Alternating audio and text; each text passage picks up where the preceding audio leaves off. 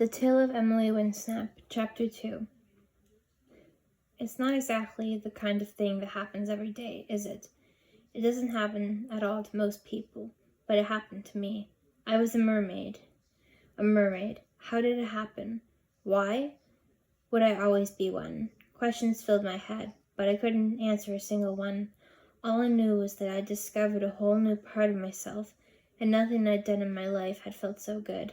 So there I was, swimming like a fish. And in a way, I was a fish. My top half was the same as usual. Skinny little arms, my fringe plastered to my forehead with seawater. Black Speedo cozy. But then, just below the white line that goes across my tummy, I was someone else. Something else. My costume melted away, and instead I had shiny scales. My legs narrowed into a long, gleaming purple and green tail, weaving gracefully as I swam along in the water. I'd never done anything gracefully in my life, so it was a bit of a shock.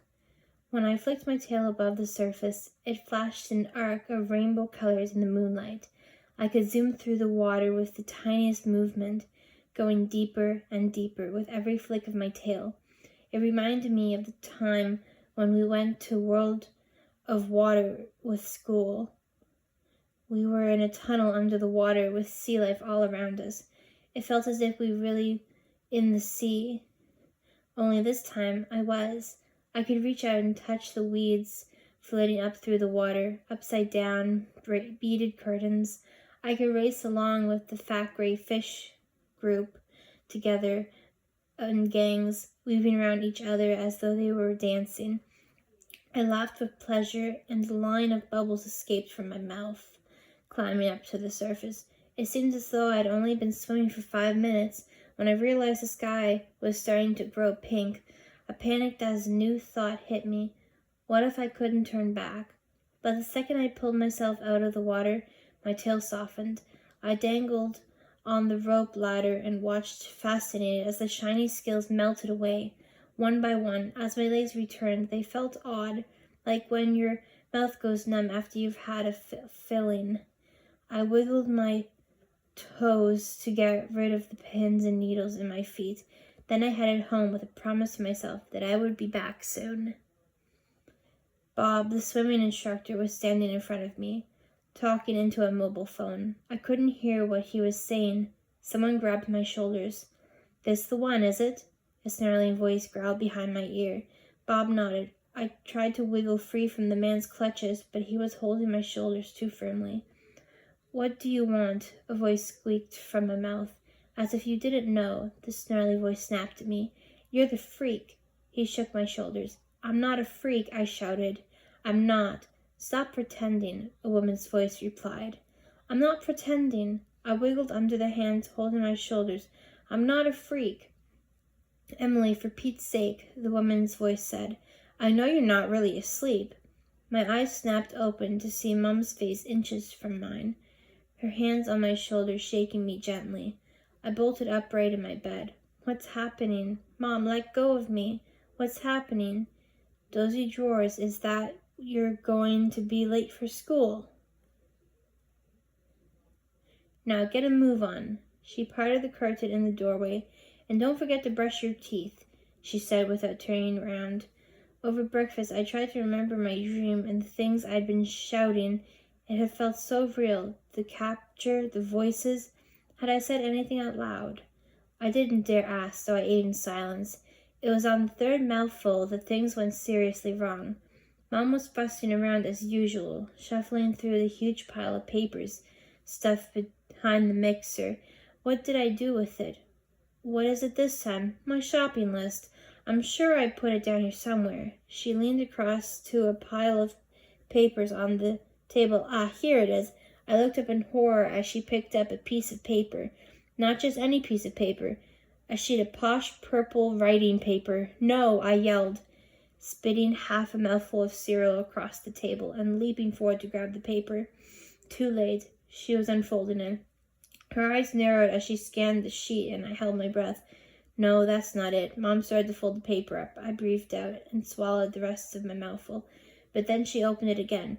Hang on a sec, that's my name there. No, it's not. It's someone else. It's not you at all. I snatched the paper. Mom ignored me. Where are my reading glasses? They're around her neck, as they usually are when she's looking for them. Why don't I read it to you? I said, in my best perfect doctor voice. But as I was speaking, she found her glasses and put them on. She studied the note. I tried to edge away from the table, but she looked up at my second step. Emily? She took her glasses off and waved to the note in front of my face. Want to explain this to me? Let's see now. I examined the note with what I hoped was, and I've never seen it in my life before, but I'll see if I can help, kind of expression on my face. She didn't say anything, and I kept staring at the note, pretending I was reading it. Anything to avoid meeting her eyes while I waited for my telling off. But then she did something even worse than tell me off. She put the piece of paper down, lifted my chin up with her hand, and said, I understand, Emily. I know what it's about. You do? I squeaked, terrified. All those things you were saying in your sleep about being a freak. I should have realized. You should? She let go of my chin and shook her head sadly. I've been an idiot not to realize before now. You have?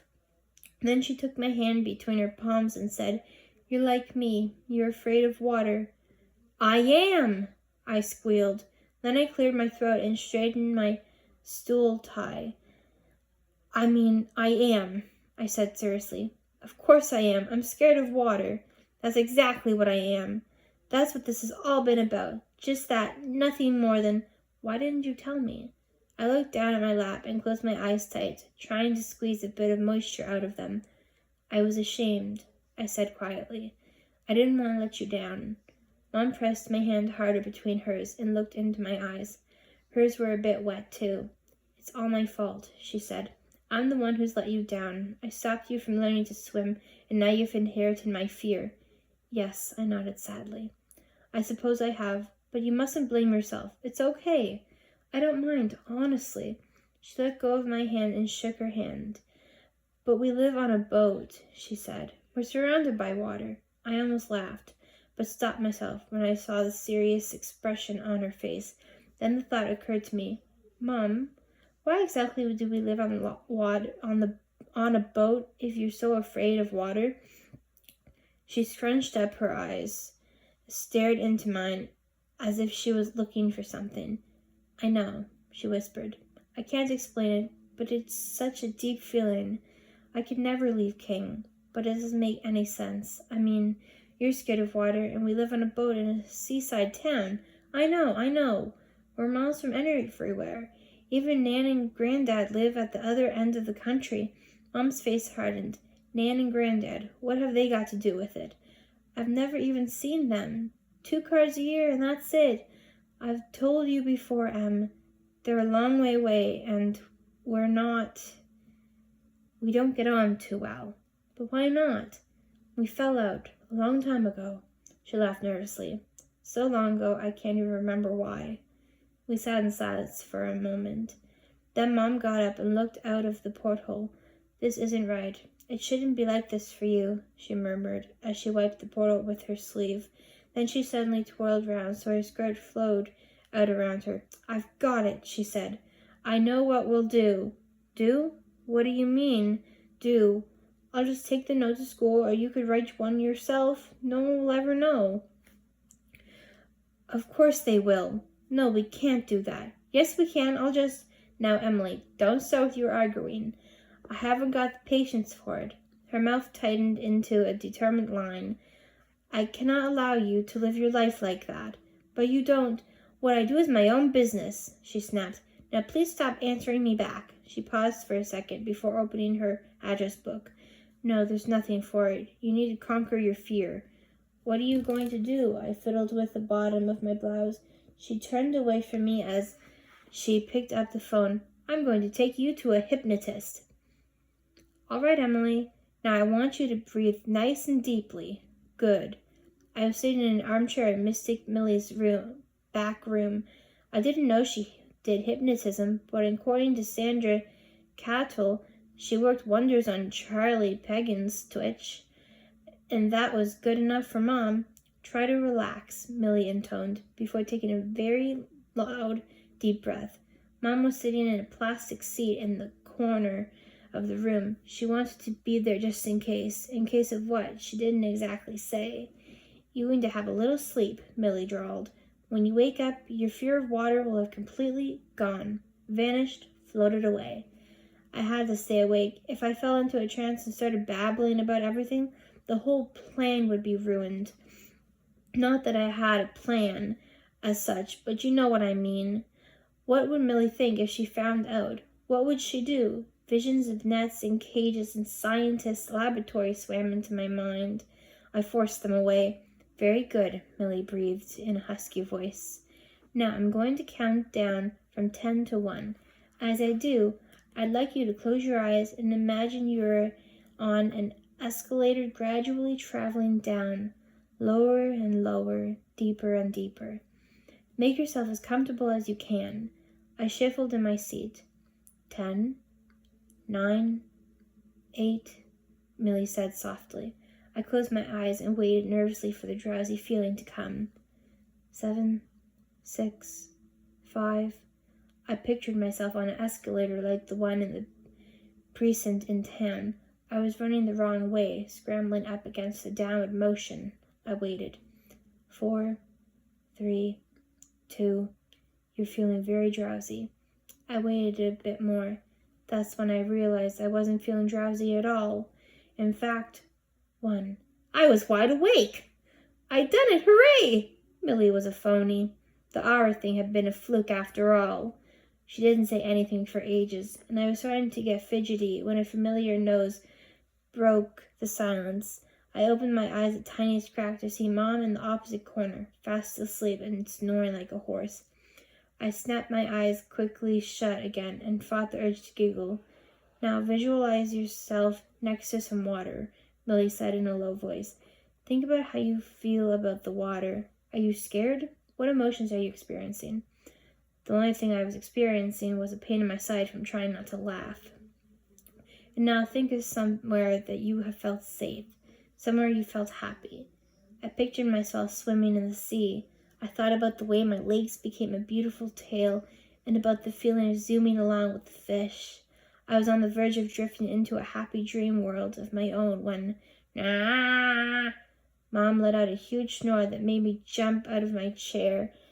I kept my eyes closed tight and pretended I jumped in my sleep. Mom shuffled in the chair and whispered, "Sorry." "Not to worry," Millie whispered back. "She's completely under, just twitching." After that, I let my mind drift back to the sea. I couldn't wait to get out there again. Millie's voice carried on in the background, and Mom soon started snoring softly again. By the time Millie counted up to 7 to wake me up, I was so relieved I hugged her. "What was that for?" she asked. "Just to thank you for curing my fear," I lied. She blushed as she slipped Mom's 20 note into her purse. "Think nothing of it, pet. It's a labor of love." Mom was quiet on the way home. Did she know I hadn't been asleep? Did she suspect anything? I didn't dare ask.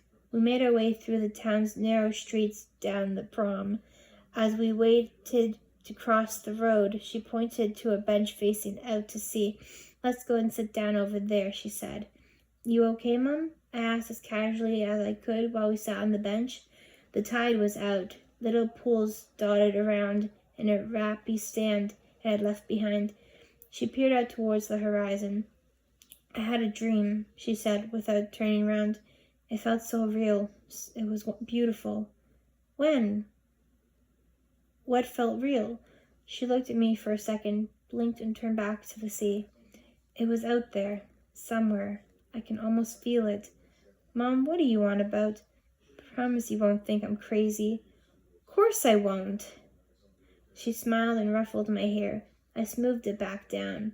When we were at Millie's, she closed her eyes. I dreamed about a shipwreck under the water, a huge golden boat with a marble mist, a ceiling of amber, a pavement of pearl. Huh? It's a line from a poem, I think. I can't remember the rest. She gazed at the sea and the rocks They weren't like any rocks you've ever seen. They used to glisten every color you could imagine.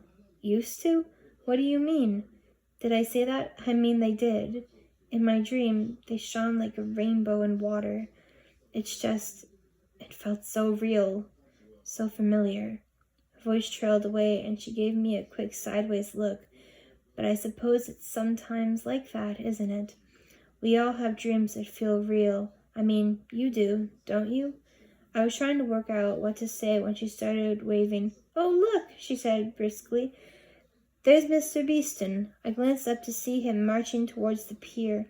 He comes round for afternoon tea every Sunday, 3 o'clock on the dot. Mom makes tea. He brings iced buns or donuts or caramel slices. I usually scoff mine quickly and leave them to it. I don't know what it is about him. He makes the boat feel smaller somehow, darker. Mom put her fingers on the edge of her mouth and let out a sharp whistle. Mr. Beeston turned round. He smiled awkwardly and gave us a quick wave. Mom stood up. Come on, better get back and put the kettle on. And before I could ask her anything else, she was marching back to the boat. I had to run to keep up. That is the end of The Tale of Emily Windsnap, Chapter 2. Thank you very much for staying to the end. Please give me a like and comment down below.